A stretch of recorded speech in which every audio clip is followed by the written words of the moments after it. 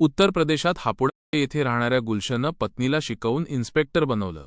त्याच्यावरच आता पत्नीने हुंड्यासाठी छळ आणि त्रास दिल्याचा फिर नोंदवला आहे. यावर पती गुलशनने एसपी कुंवर ज्ञानंजय सिंह यांच्याकडे चौकशीची मागणी केली आहे.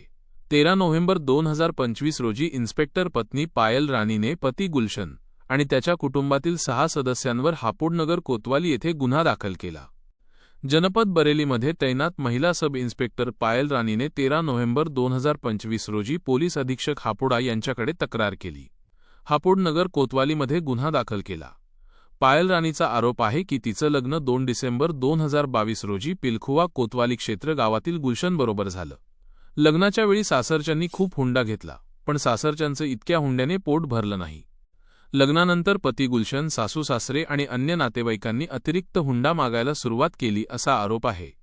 सासरकडची लोकं 10 लाख रुपये कॅश आणि एका कारची मागणी करत होते असं पायल राणीने तक्रारीत म्हटलं होतं. मागणी पूर्ण केली नाही तेव्हा त्रास वाढला.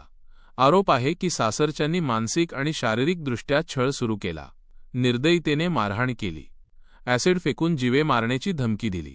या धमक्या इतक्या गंभीर होत्या की पायल राणीला तिच्या जीवाला धोका वाटू लागला.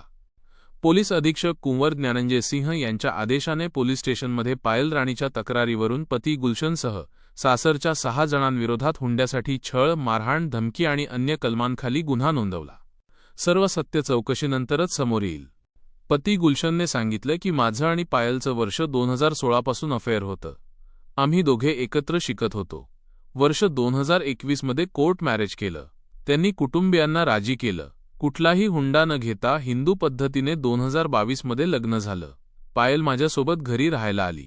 मी पायलला शिकवून इन्स्पेक्टर बनवलं. मेहनतीने कमावलेल्या पैशाने तिला शिकवलं. तिचं समर्थन केलं. त्यामुळे तिला नोकरी लागली. पण आता पायल राणीने माझ्यावर आणि माझ्या कुटुंबावर खोटा आरोप करून गुन्हा दाखल केला. गुलशनने हापुडाचे एसपी कुंवर ज्ञानंजय सिंह यांची भेट घेऊन निष्पक्ष चौकशीची मागणी केली आहे. सर्व सत्य चौकशीनंतरच समोर येईल.